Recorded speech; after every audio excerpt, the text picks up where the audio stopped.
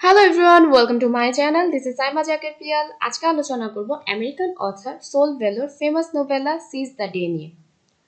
এটি পাবলিশ করা হয় 1956-এ। আমরা সবাই তো নোভেলা সম্পর্কে জানি, তাও একটু বলে দিই।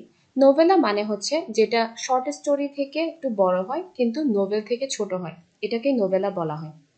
এবং এই নোভেলাতে মূলত টমি উইলহেম নামক একটা ক্যারেক্টারের আনহ্যাপি লাইফটাকে তুলে ধরা হয়েছে। এই টমি উইলহ্যাম দেখা যায় কি তার জীবনে অনেকগুলো ভুল ডিসিশন নিয়েছিলেন, যার কারণে তাকে অনেক বেশি সাফার করতে হয়।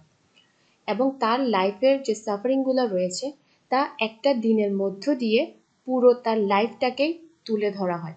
এখন কথা হচ্ছে কিভাবে একটা দিনের মধ্য দিয়ে মানুষের লাইফ তুলে ধরা সম্ভব। মানে পয়েট বিভিন্নভাবে দেখা যায় কি ফ্ল্যাশব্যাক ইউজ করেছেন পুরো জীবনটাকে একটা দিনের মধ্যে তুলে ধরার জন্য। তাহলে ক্যারেক্টারগুলো একটু বলি। First and most important character হচ্ছে টমি উইলহ্যাম। তিনি হচ্ছেন আমাদের প্রোটাগনিস্ট।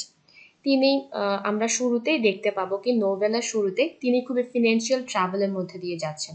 তার কারণ হচ্ছে তার একে তো তার জব ছিল না, অন্যদিকে তিনি শেয়ার মার্কেটে কি করেছেন, ইনভেস্ট করেছেন। তার কাছে শেষ সম্বল হিসেবে $700 ছিল, সেটাও তিনি শেয়ার মার্কেটে ইনভেস্ট করেন, কিন্তু তিনি ফ্রডের সম্মুখীন হন, যার কারণে সেই টাকাগুলো চলে যায়। এরপর দেখা যায় কি তিনি তার আগেকার জীবনের কথা চিন্তা করেন। যখন তিনি ইয়াং ছিলেন তখন তিনি হলিউড স্টার হতে চেয়েছিলেন এবং এর কারণে তিনি তার কলেজ ছেড়ে দেন, হলিউডে চলে যান। কিন্তু সেখানে যাওয়ার পর দেখা গেল কি তিনি সেই ক্ষেত্রেও আনসাকসেসফুল হন। এই কারণে তার জীবনের অনেকগুলা বছর নষ্ট হয়ে যায়।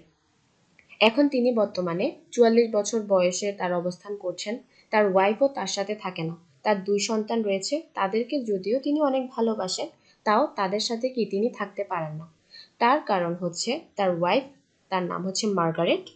তিনি তার হাজব্যান্ডকে সন্দেহ করতেন, তিনি মনে করতেন কি টমি উইলহ্যামের অন্য কারোর সাথে রিলেশন রয়েছে, যার কারণে তার ওয়াইফ তাকে ছেড়ে চলে যায় ঠিক আছে, কিন্তু তাকে ডিভোর্স দেয় না।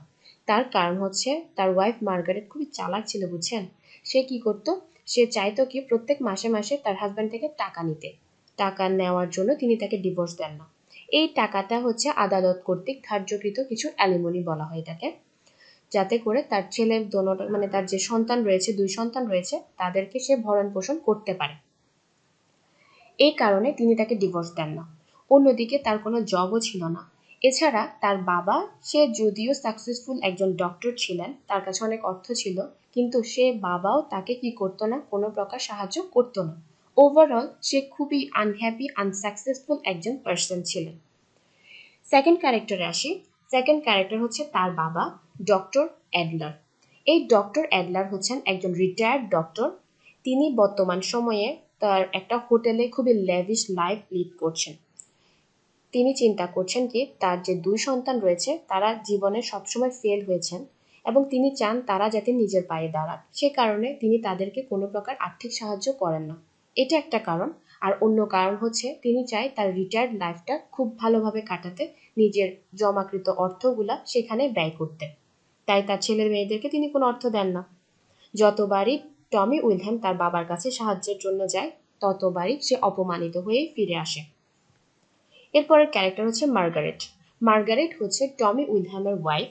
তিনি বর্তমানে টমি উইলহ্যাম থেকে সেপারেটলি অবস্থান করছেন, কিন্তু তাকে ডিভোর্স দিচ্ছেন না, কারণ তিনি চান উইলহ্যামকে একটা শিক্ষা দিতে, কারণ উইলহ্যাম তাকে চিট করেছিল এই কারণে। এরপরের ক্যারেক্টার হচ্ছে অলিভ। এই অলিভ হচ্ছে টমি উইলহ্যামের গার্লফ্রেন্ড।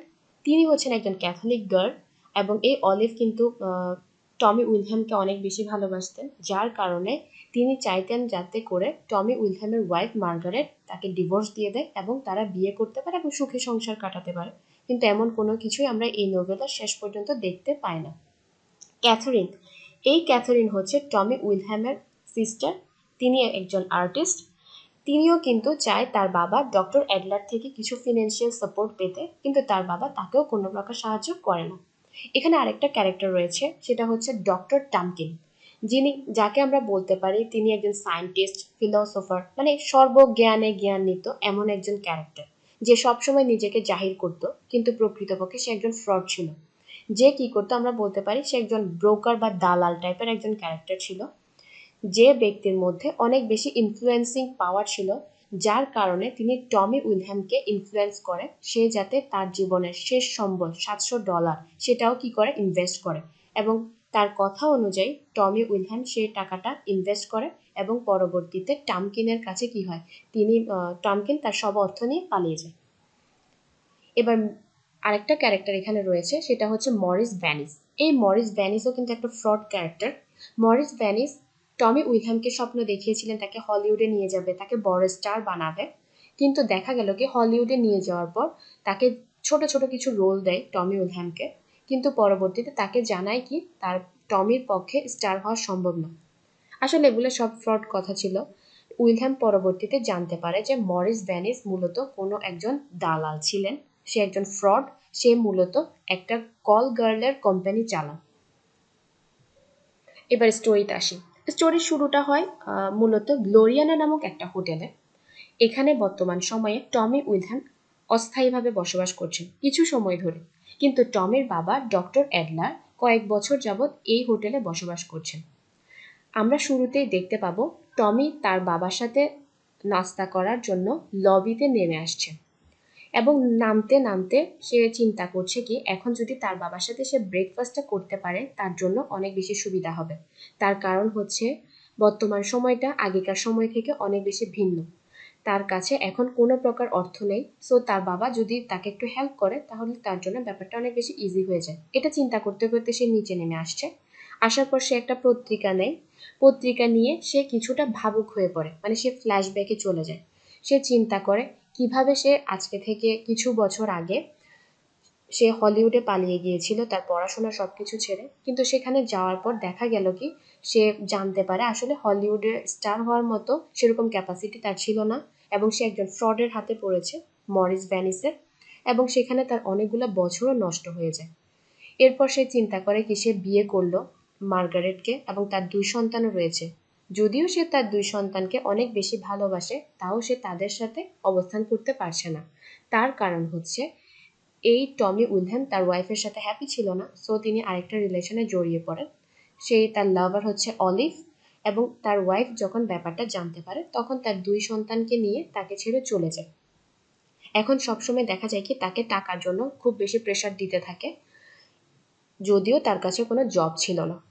তার 2টা ভুল গেল। এরপর আরেকটা ভুল হলো সে সেলসম্যানের জব করত, কিন্তু তাকে বলা হয় কি তাকে একটু উপরে প্রমোশন দেওয়া হবে, কিন্তু সে পদটা অন্যজনকে দিয়ে দেয়।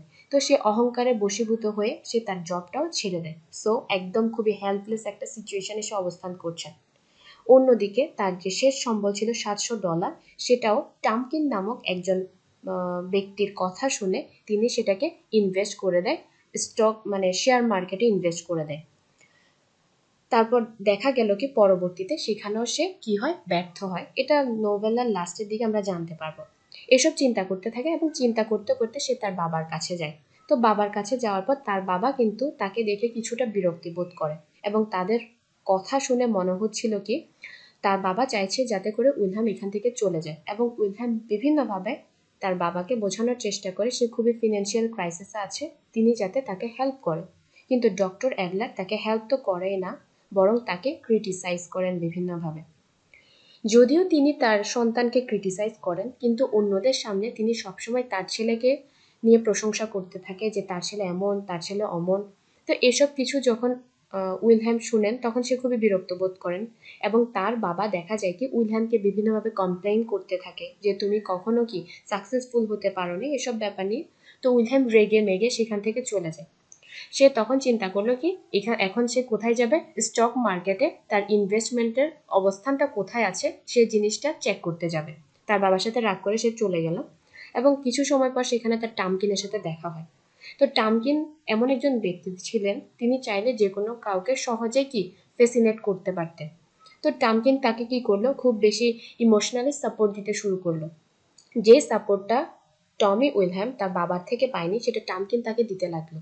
যদিও টামকিনের সাথে তার কিছু মিসআন্ডারস্ট্যান্ডিং ছিল, যেমন ধরেন টামকিন দেখা যেত খুব বেশি নিজেকে জাহির করত, যেটা টমি উইলহ্যাম পছন্দ করতো না। অন্যদিকে টামকিন এবং টমি কিন্তু কথা ছিল পার্টনারের মতো হয়ে শেয়ার মার্কেটে ইনভেস্ট করবে, কিন্তু টমি করলো $700, টামকিন করলো $300। তো এই জিনিসটা নিয়ে কিছুটা টমি অসন্তুষ্ট ছিল, তাও তার কিছুই করার ছিল না।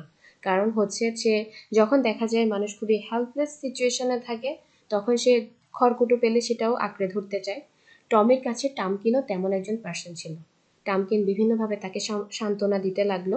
তো যাই হোক, টামকিন কি করলো, তাকে সান্ত্বনা দিয়ে দিয়ে চলে গেল, কিন্তু টমি গেল নিজের অবস্থানটা দেখতে। সেখানে গিয়ে দেখে কি দ্রব্যমূল্যের যে দামটা সেটা অনেক বেশি পড়ে গিয়েছে, এবং সে একদম কি দেউলিয়া হয়ে গিয়েছে, সে জিনিসটা বুঝতে পারে। তো তখন সে চারিদিকে টামকিনকে খুঁজতে থাকে, কিন্তু সে দেখতে পায় কি আসলে টামকিন কি করেছে, লাপাতা হয়ে গিয়েছে, মানে তাকে ছেড়ে টামকিন সব অর্থ নিয়ে এখান থেকে পালিয়েছে। যাই হোক, এখন আর তার কিছুই করার নেই। এরপর আমরা দেখতে পাই সে কি করে, কিছুটা মেন্টাল সাপোর্টের জন্য তার বাবার কাছে যায়। তার বাবা তখন হোটেলের ম্যাসাজ রুমে বসে একদম শরীরকে চাঙ্গা করছিল, এমন সময় অবস্থায় সেখানে গিয়ে পড়ে টমি। তো তার বাবা তখনও তাকে ক্রিটিসাইজ করে। এতে করে টমি একদম ফ্রাস্ট্রেটেড হয়ে যায়। তখন সে তার বাবাকে বলে যে, বাবা, ছেলে কখনো কি, মাঝে মাঝে আমি তোমার কাছে অর্থ ছাড়াও মেন্টাল সাপোর্টের জন্য আসি, তুমি খুবই নির্দয় বাবা, এই জিনিসটা বলে, এবং তার বাবা তাও তাকে ক্রিটিসাইজ করে সেখান থেকে বের করে দেয়। এরপর আমরা দেখতে পাই কি টম কিন্তু লাপাতা হয়ে গেল। অন্যদিকে টমি তখন হোটেলে ফিরে আসে। আসার পর তার ওয়াইফ তাকে কল করে যে, তুমি আমাকে টাকা দাও। একদিকে তার জব নেই, অন্যদিকে তার ওয়াইফ তাকে বারবার আর্থিক সাহায্য চাওয়ার জন্য বিভিন্নভাবে কল করছে। এতে করে সে খুবই বিরক্ত বোধ করে, এবং সে তার ওয়াইফের সাথে ঝগড়া করে কলটা কেটে রেখে দেয়। এরপর আমরা দেখতে পাই কি টামকিন খুব বেশি ফ্রাস্ট্রেটেড হয়ে যায়। একদিকে তার ওয়াইফের প্রবলেম, অন্যদিকে তার বাবা তাকে ক্রিটিসাইজ করছে, এছাড়া তার যে অর্থ ছিল সেটাও কি সে হারিয়ে ফেললো। সব মিলিয়ে সে খুবই খারাপ একটা সিচুয়েশনের মধ্যে রয়েছে। অ্যাট লাস্ট স্পোর্টে আমরা গিয়ে দেখতে পাই যে টামকিন নামক মতো একজন ব্যক্তিকে সে একটা ফিউনারেলের মধ্যে দেখতে পায়। তো সেখানে দেখতে পেয়ে সে তাড়াতাড়ি সেখানে দৌড়ে যায়। দৌড়ে গিয়ে দেখতো যে আসলে সেটা টামকিন ছিল না, বরং এটা অন্য একজন মানুষের ডেড বডি যাচ্ছিল বা নিয়ে যাচ্ছিল, এমন কিছু লোক ছিল। তো টামকিনকে তো সে পেল না, বরং কি টমি উইলহ্যাম অনেক বেশি ফ্রাস্ট্রেটেড হয়ে রোডের মধ্যেই কান্না করতে শুরু করলো। তা আশেপাশের মানুষ খুবই বিব্রত বোধ করে যে আসলে কি হচ্ছে ব্যাপারটা। যাই হোক, কিছুই করার ছিল না, সে কান্না করতে থাকে, এবং এখানেই এই নোভেলাটা শেষ হয়ে যায়।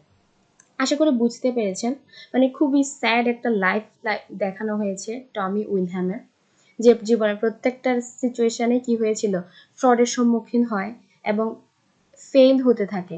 সে তার বাবার, ওয়াইফ কিংবা কারোই সে সাপোর্ট পায়নি। শুধুমাত্র একটা গার্লফ্রেন্ড ছিল অলিভ, সে তাকে সবসময় সাপোর্ট করতো, কিন্তু তাকেও মার্গারেট মানে তার ওয়াইফের জন্য বিয়েটা করতে পারলো না। সবকিছুই হারিয়ে সে শেষ পর্যন্ত কি পথে বসে কান্না করছে। এখানে এই নোবেলাটার সমাপ্তি ঘটে। আশা করি বুঝতে পেরেছেন। ধন্যবাদ সবাইকে।